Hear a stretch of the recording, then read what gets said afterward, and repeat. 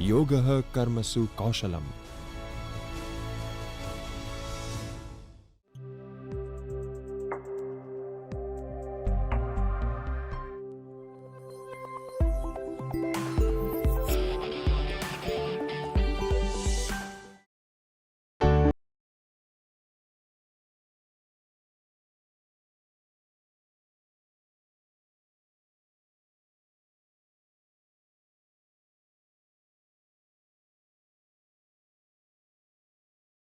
Hello students, my name is Ishan Shenolikar and today I will be talking about consumer surplus.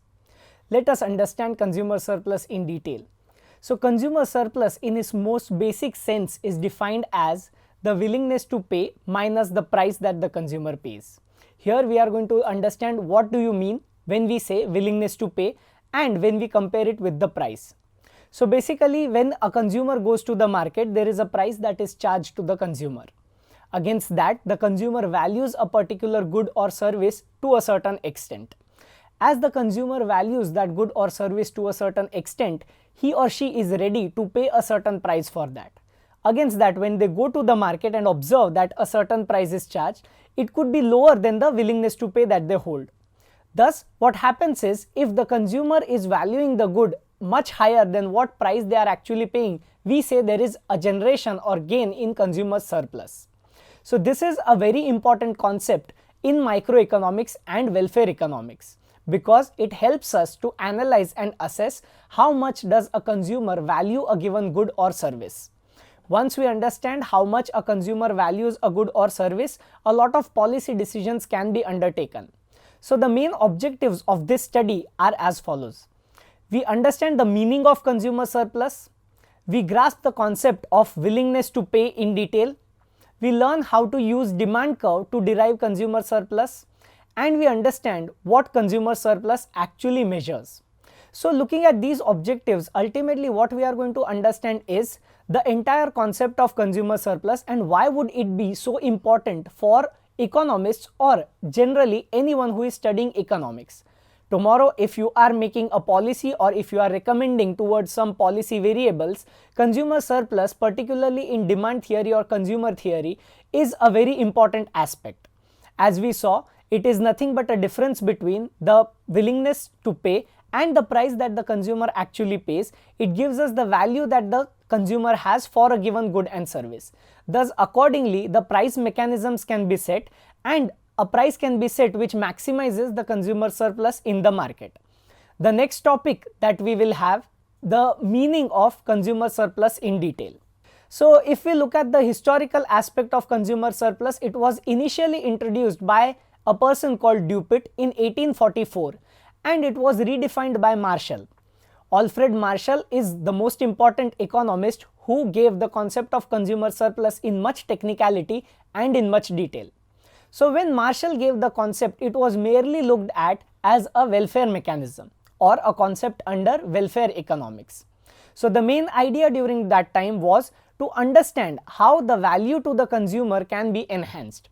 So as per the definition of Marshall, again it is nothing but the difference between what the consumer is willing to pay and what they actually pay. So when we say that the consumer is willing to pay a certain amount, we are trying to understand that how much is the value that they have. For example, if there is a certain product that you may like, right? Now what happens is you may be liking the product so much that you are willing to pay a certain amount for that. Against that, there is a person who may not be liking that product as much. So for them, the willingness to pay may be different. If we consider a cricket bat for example, then if I like to play cricket, then naturally for me a cricket bat is much valuable. So let's say I am willing to pay 1000 rupees for a given cricket bat. You on the other hand might not be willing to play cricket as much, you may not be liking the sport as well. So for you the bat is not of as much usefulness, right? So you would not be willing to pay 1000 rupees for that bat. Probably you play cricket once or twice in a month or once or twice in 2 months. So for you the use of bat is much less. You would be thinking that I might only be interested in paying for the bat if it is, let's say, for 200 rupees. So 200 becomes your willingness to pay, whereas for me 1000 rupees becomes my willingness to pay. So if the price is equal to 1000 rupees, I would be willing to go to the market and pay for that bat and purchase that bat. Whereas you, even if the price is 800 rupees, you will not be happy with it. You will be like, I don't play cricket that much, so I don't need this bat, right? So unless it is down to 200 rupees, the price of that bat, you are not willing to enter the market and pay for that bat. So this concept gives us a perspective to a lot of market mechanisms, and this was started by Alfred Marshall in terms of economic welfare perspective, and he gave this definition which says that there is a willingness to pay and there is a price that actually the consumer pays to obtain that good, and the difference between this, particularly when the willingness to pay is higher, it gives some gain in satisfaction for the consumer, which is nothing but consumer welfare or consumer surplus to be precise. The importance of this aspect is that it measures surplus satisfaction and consumer benefit in economic transactions. So when there is any economic transaction which involves an exchange where you go to the market, you observe a product, you need that product, so you have to pay a price for that product. When there is this economic transaction of exchange, this consumer surplus concept is very important to assess the overall market. The next topic in this analysis is willingness to pay. So willingness to pay is the maximum possible price that a consumer is willing to pay. Again, the example that we saw, for a certain person, a bat would be very important because they play cricket on a daily basis. So for that person, the maximum amount that they would be willing to pay for that bat would be, let's say, 1000 rupees. This comprises, or this captures, the essence of what we call as willingness to pay. Now, what are the factors that affect willingness to pay? First is utility and preferences. Utility is the want satisfying power of a commodity. The want satisfying power means when you go to the market and you observe a product and you purchase that product, it satisfies a certain want that is there inherently in you. So the utility means want satisfying power of that commodity. Taking an example, let's say you like to eat a certain packet of chips. If someone is diet conscious, they may not want to eat that packet of chips. So for you, the satisfaction that you get by consuming a packet of chips is much higher compared to a person who does not want to eat that packet of chips, who is dieting probably, right? So this is the concept of utility. Now, if a product is giving you much higher utility, that means that you will have a higher willingness to pay for that particular product, right? Once you have a higher willingness to pay for that particular product, if the price is low, then you will derive much higher consumer surplus. Now, how is utility a factor of willingness to pay? As we discussed, utility is want satisfying power of a commodity. There are different commodities in the market, and each commodity might be of different importance for different people. This is a very subjective concept. By subjective, we mean it differs person to person. For me, what holds might not hold for you. So utility as a concept that we have defined is a very important factor of willingness to pay, because if it is something that gives you satisfaction personally, then you would be willing to acquire that good or service at a relatively higher price. For me, that might not be the case. I might think it is too costly and I don't want to pay that much. Second is preference. Purely, you might be preferring some things over the other. Let's take an example of tea and coffee. For example, you may be preferring coffee over tea, right? So for you, coffee is a clear preference over tea whenever it is available. So you would be willing to pay even 20 or 25 rupees for a cup of coffee. Whereas I, on the other hand, might not have that preference. I might be okay with having a caffeinated drink or a coffee. All I need is some amount of caffeine to get my day going. So what I would be thinking is, I need a dose of caffeine, whether it is by an aerated drink or by coffee or by tea for that matter. So I might not be willing to pay more than 15 rupees or 10 rupees for whatever is available. So for me, the dedication or the dictation of willingness to pay is purely out of the preference that I hold. Similarly, for you, the willingness to pay is purely defined out of the preference that you had for coffee particularly. So this way, utility and preferences are a very important factor to determine willingness to pay for a given person. The second is income and budget constraint. This is relatively easy to decipher. We can imagine, let's say you are earning different pocket monies or different amount of salaries for whatever work you are doing. Let's say a person A is earning 100 rupees whereas a person B is earning 1000 rupees. Naturally, the person earning a higher amount will have a higher willingness to pay for any given product, whereas a person having a lower income will have a lower willingness to pay for any given product. Let's take the example of packet of chips once again. A person who is earning 1000 rupees as their income, right, when they are hungry, they need a packet of chips. So they will be like, I just need to satisfy my hunger. Even if I get this particular packet of chips for 30 rupees, I will be willing to buy that. This shows that because of a higher level of income, the willingness to pay for a person is higher. Against that, a person who is earning only 100 rupees, he or she might not be happy paying 30 rupees for that packet of chips.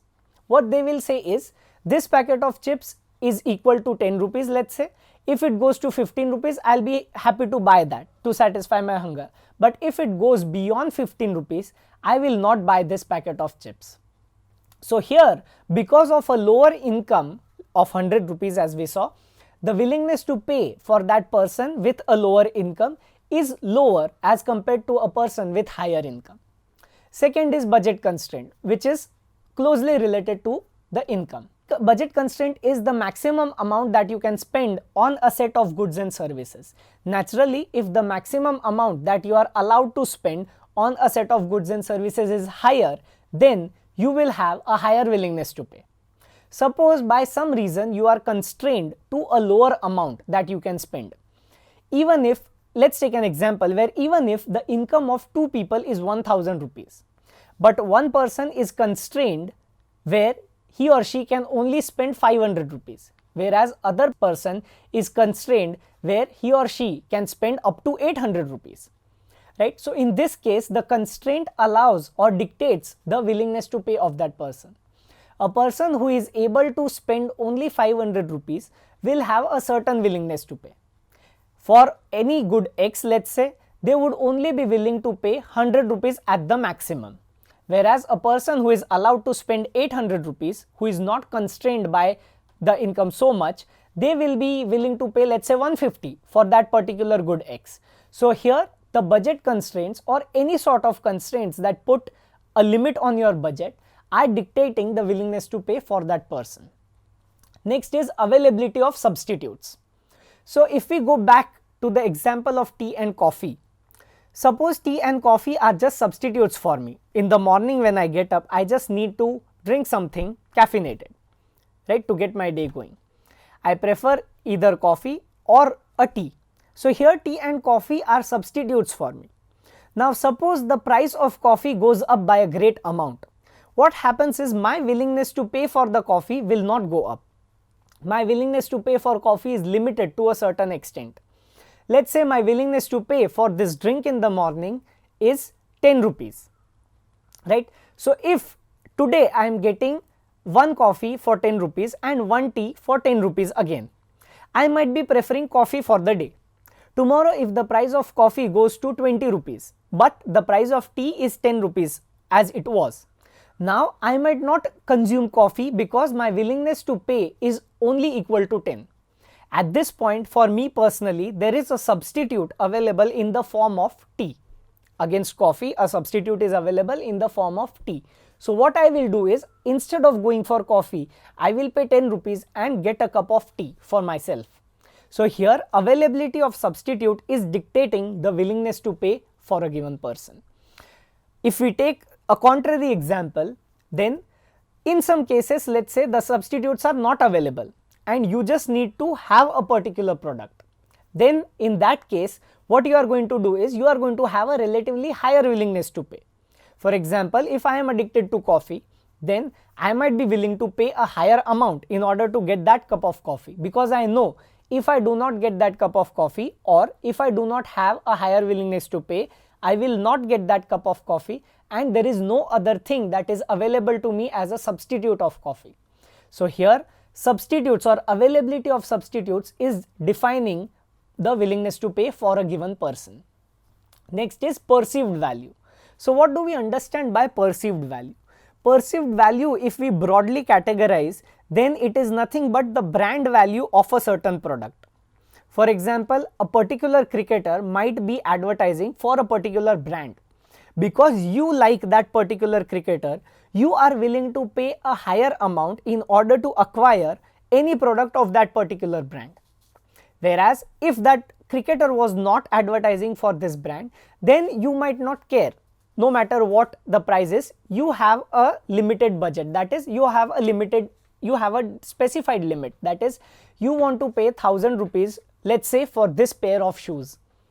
Now if the pair of shoes are available in 1000, then you will go and buy it. If they are available any amount above the 1000 rupees, you will not buy it. But suddenly your favorite cricketer or your favorite sports person is advertising for this brand of shoes. Now you feel that these shoes are much valued because your favorite cricketer is now advertising or is brand ambassador for that. So suddenly you perceive the value of those shoes to be much higher. As a result, even if the shoes go up to 2000, you will feel that okay, my favorite cricketer is advertising for this, so this must be a very nice thing. Let me pay 2000 rupees and get this good. So this is what we mean when we say perceived value. So perceived value is also a very important determinant for determining the willingness to pay for any consumer. Next is market conditions. So given the market conditions and analysis that all the consumers generally have, that is how the companies are doing, how the overall market is, whether the availability of goods would be there in the next period or not, all these variety of factors relating to market conditions also determine willingness to pay. For example, if you may feel that tomorrow this particular product might go out of stock, or the company will lose its value and it will not create these products, then today you are willing to acquire that even if the price is a little bit higher. But it may not be the case in general conditions, right? So here market conditions are a very important factor to determine willingness to pay. So if we summarize this, what we are trying to understand is these different factors that we just saw determine the maximum amount of price that you as a consumer would be willing to pay for a given product or service. If the service or good costs lesser than the maximum that you are willing to pay, then we say you are generating consumer surplus. Let's take an example. For example, a particular goods cost rupees 500.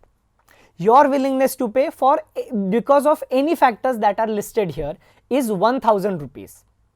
Again, the price of that good is 500 rupees, but your willingness to pay because of any of the factors listed here is 1000 rupees. That means your willingness to pay is 1000, which means you are ready to buy that good as much as 1000 rupees as long as the price does not go above 1000 rupees. But currently what is the scenario? Currently your willingness to pay is 1000 rupees, which we have seen, but the price of good is 500 rupees. The difference between this, that is 500 rupees, is your consumer surplus. So this is the gain that the consumer has. The next topic that we are going to see, an example of willingness to pay. So here what we are going to do is we are going to create a specific scenario where we are going to have a schedule for willingness to pay, and then we are going to analyze this whole concept that we saw. What is a schedule before starting the analysis? So as you can see, a schedule is nothing but a tabular representation of data or information which is very easy for us to capture and analyze. This tabular representation generally contains columns which have column headers. These headers are nothing but the variables that we are observing. In our case, we are going to have the buyers and their willingness to pay, and the rows are nothing but the information for these column headers. So what we are trying to say is a schedule will have a heading called buyers, and the row will have the data, that is buyer number 1 and their name, buyer number 2 their name, buyer 3, buyer 4, and so on. The second column will have the header as willingness to pay. Now what will the row have? The row will have willingness to pay for buyer number 1. Then the row will have willingness to pay for buyer number 2. This column is, first is buyers and second is willingness to pay. and each row is data for that respective column header.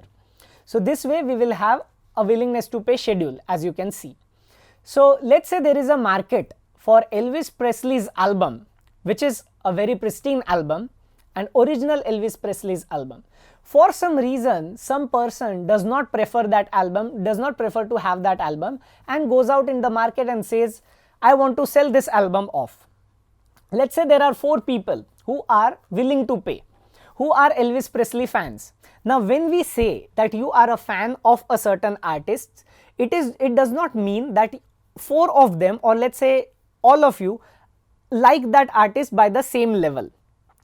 Take any artist for that matter, and if I get 4 people and ask them, are you fan of this artist, and if all 4 of them say yes, it does not mean that all 4 of them are going to value any product coming from that artist at the same level. This is what is going to define the willingness to pay. So let's say there are 4 buyers in the market, that is Taylor, Carrie, Rihanna and Gaga. Okay, these 4 buyers in the market are fans of Elvis Presley album which is out to sell, right? These four buyers, as I said, will be valuing the product. The value of the product here will be captured by willingness to pay. The product here is Elvis Presley's album. These 4 buyers will value the product at different levels. So first we have a buyer called Taylor, whose willingness to pay is 100 rupees. What does this mean? This means that Taylor is ready to purchase Elvis Presley album as long as the price is 100 rupees or anything below that. If it goes anything above that, it means that she is not willing to purchase the album. The second buyer in the market is Carrie, whose willingness to pay is 80. So here you can imagine that Carrie might be a lesser of a fan of Elvis Presley compared to Taylor. Why so? Because Taylor is willing to pay a higher amount to acquire that particular album which is out for sale. Carrie says, yes, I like the artist, but I am not willing to pay 100 rupees for that album. If the price of the album comes down to 80 rupees, I will be willing to buy that. So here willingness to pay for Carrie is 80 rupees or $80 for that matter. Next is Rihanna. The next buyer is Rihanna. She says that my willingness to pay is 70. So if the price is anywhere around 70, exactly 70 or anywhere below, I am ready to buy this album. Anything above 70, I will not purchase the album. Same way, we have the last buyer in the market, which is Gaga, who says that I am willing to purchase the album if it comes down to $50. If it goes any amount above $50, I am not going to buy this album. So here what we have is, we have a willingness to pay schedule where we have captured the responses of 4 buyers who are telling us that for a particular product, what are they willing to pay. So what do we get here by understanding or capturing this schedule? By understanding this schedule, we get how much is a particular buyer valuing a particular good. So the good here is Elvis Presley's album, and the buyers here are Taylor, Carrie, Rihanna and Gaga. We can say that this particular buyer called Taylor is valuing Elvis Presley's album the highest because she or he is willing to pay $100 to acquire that album. Accordingly, for all the buyers, we can say how much they are valuing this particular product based on their willingness to pay for that particular good. So this is generally the concept of willingness to pay, which we have just learnt using a given example of willingness to pay schedule, where we saw a few buyers and their willingness to pay. The next topic that we are going to see, demand curve to measure consumer surplus. So in the last topic we saw willingness to pay. Using this willingness to pay, we can create a demand schedule and a demand curve.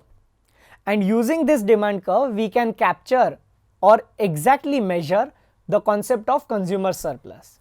To remind you once again, consumer surplus was defined as the willingness to pay of a person minus the price that is actually paid by that person. Using this logic, we are going to measure the consumer surplus, but in between what we are going to do is, we are going to build a demand curve. from the willingness to pay schedule, which was there in table number 1. So based on table 1, we are going to create the figure 1 that is there.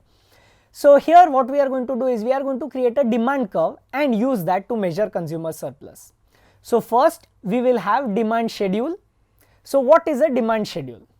Demand schedule or demand curve is nothing but the representation of law of demand. If I remind you, or let's revise what is law of demand. Law of demand is nothing but the inverse relationship between price of a product and quantity demanded of that product. What does an inverse relationship mean? Inverse relationship means if one variable goes up, the other variable is going to go down. That is, if price of the product increases, the quantity demanded of that product will decrease. This is inverse relationship. As you know, the law of demand depicts inverse relationship between price of a product and quantity demanded of that product. Now when I say a demand schedule, it is nothing but capturing information in a tabular form. So what information will we have here? We are going to have price and quantity demanded. So here the column headers are going to be price and quantity demanded, and the rows are going to be information on these column headers, that is different price levels or price ranges and the quantity demanded for that particular price range or price level, right. Using this we are going to derive a demand curve. Demand curve is nothing but graphical representation or graphical plotting of the demand schedule. So if we start with the demand schedule using the willingness to pay schedule that we saw in table number 1, then as you can see in figure 1, we have first column as price and second column as buyers. So the first point in the column price is more than 100. So we saw that in the willingness to pay schedule, the highest amount that any person or any buyer is willing to pay is $100, right, is willing to pay is $100. So one range value could be anything above the $100. So this is the first point. So what do you think? If the price is above $100, will anyone among Taylor, Carey, Rihanna or Gaga be willing to pay for that album? The answer is no, because the willingness to pay for Taylor, which is the highest, is $100. Hence, against that when you see the column of buyers, you will see 0, that is none. None of the buyers is willing to purchase this particular product at this given price, that is above $100. Now we go to the next range, that is $80 to $100. So if we look at this range of $80 to $100, then we have Taylor who is willing to purchase this album. That is, Taylor says that if the price is equal anything to 100, then I will be willing to purchase this album.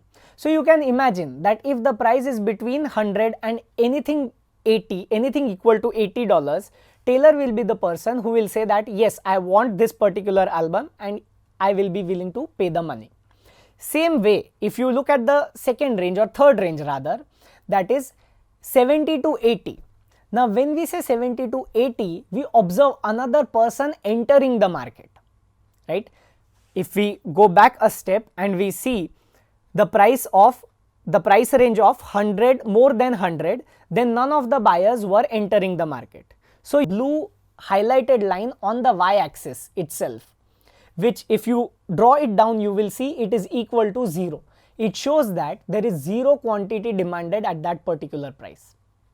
Just when the price touches 100, we know that Taylor is willing to pay $100 for that album.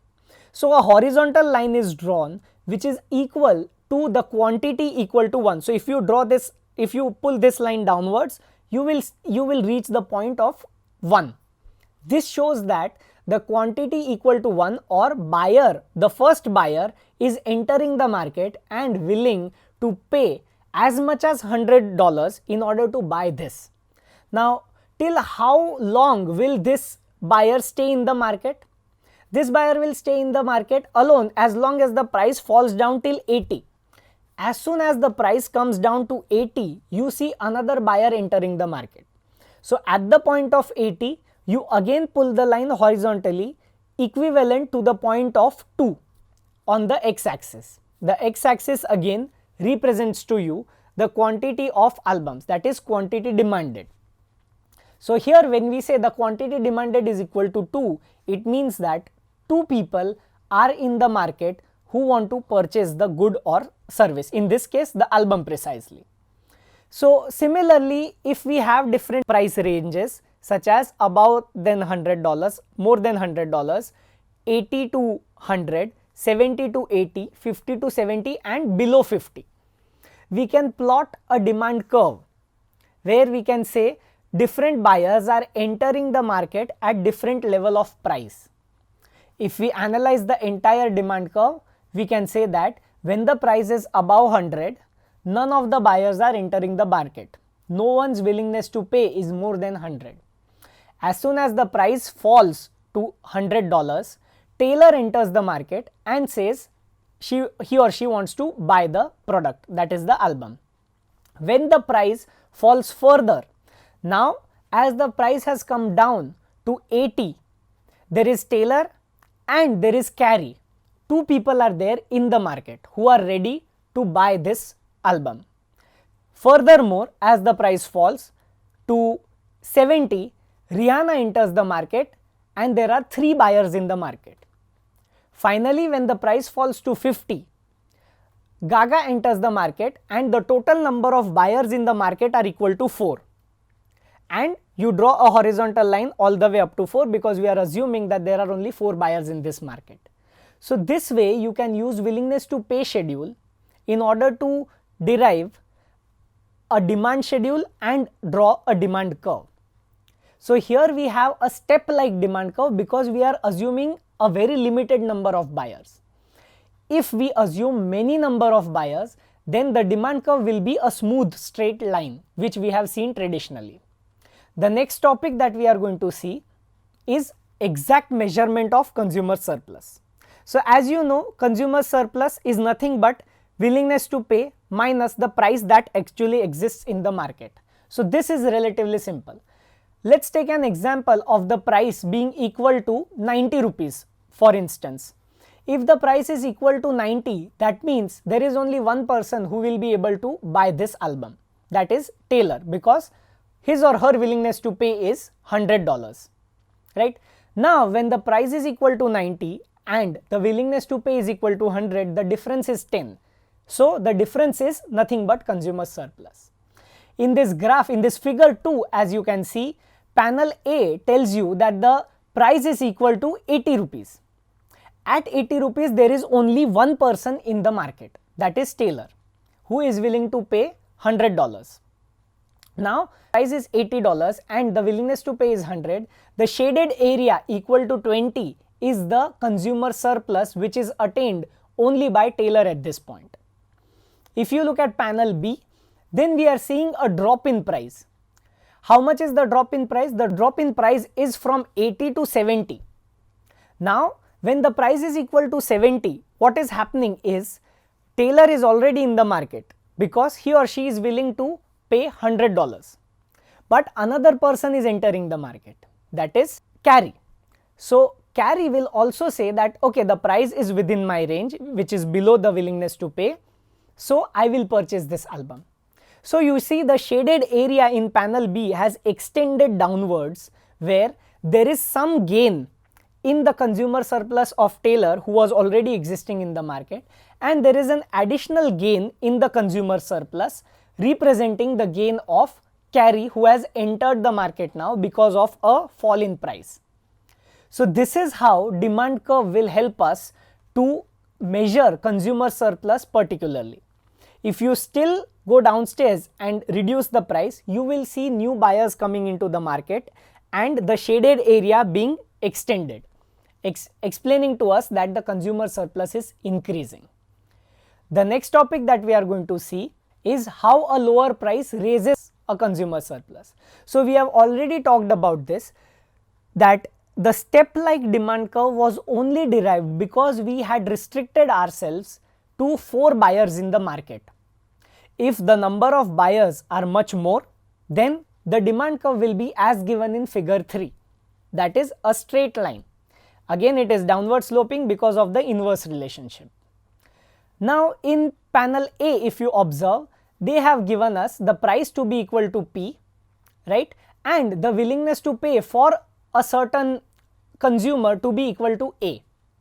So when a consumer is willing to pay some amount equal to A and the price is equal to P, then the entire area below that, below the demand curve, that is APC, here in panel A given as ABC, is equal to consumer surplus. Now what happens if the price reduces from P to P1?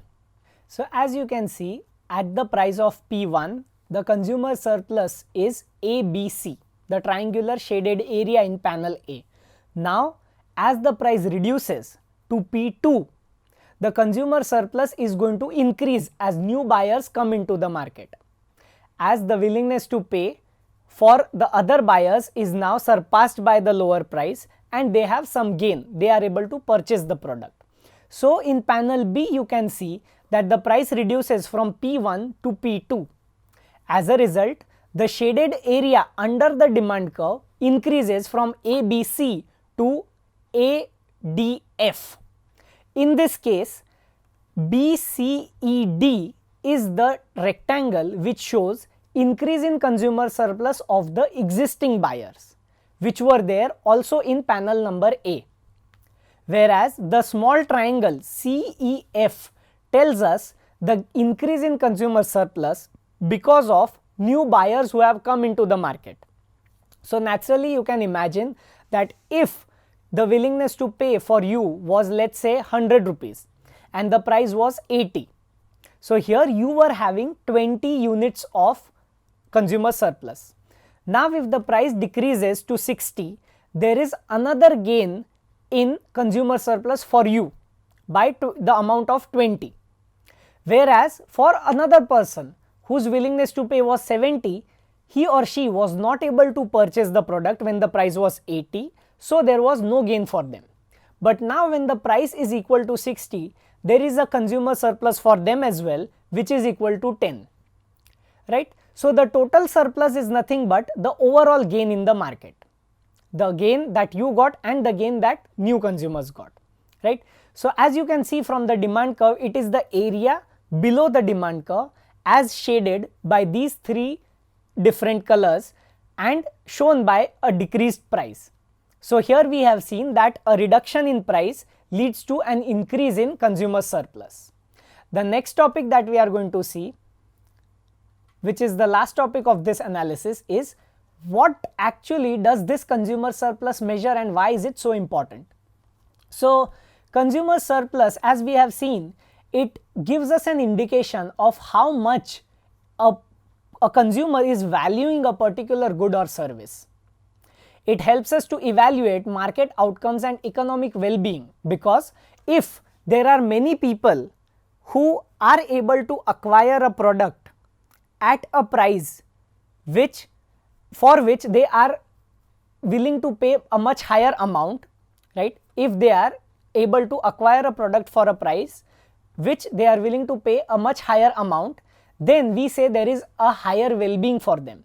That is, the prices are lower and many people can consume that product or buy that product, right? So as a policy maker, consumer surplus sometimes might be very interesting for you, because you might be interested in looking at how to determine the pricing strategy in this particular segment or market such that as many consumers as possible can purchase that product when their willingness to pay is much higher. That is, they value the good at a very high level. So if you value the good at high level, we know that the willingness to pay is higher. So if the willingness to pay is much higher and the price of that good is lower, then the shaded area under the demand curve will be much larger. That means many consumers are getting the good that they value so much at a relatively lower price. This increases their well-being or welfare in general terms. However, this may not be useful in a lot of cases.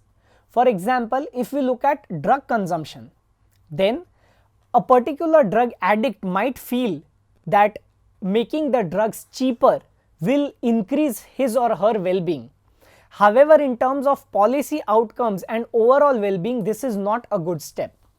So in certain cases, consumer surplus is not the best variable that a policymaker would like to look at, whereas in other cases, consumer surplus is precisely the variable that a policymaker would like to target. In economics, what we have is gains and losses. Hence, we have maximization and minimization problems. If there is something that gives gain to someone, then you would like to maximize it. So policymakers in certain cases, as we have seen, would be interested in the variable of consumer surplus, particularly the policies that would maximize the consumer surplus. So this is the overall idea of consumer surplus. So if we summarize the entire analysis of consumer surplus, we can say that the definition says it is nothing but the willingness to pay minus the price. We can assess this based on a willingness to pay schedule, where the consumers specify their highest willingness to pay for a given product. Accordingly, using this willingness to pay schedule, we can derive a demand curve, and using the demand curve, we can measure the consumer surplus, which is nothing but the area under the demand curve. And finally, the consumer surplus will be useful for policymakers as well in order to determine policy, but it may not be useful in all the cases. I hope the concept of consumer surplus is pretty clear to you based on this explanation. Thank you so much.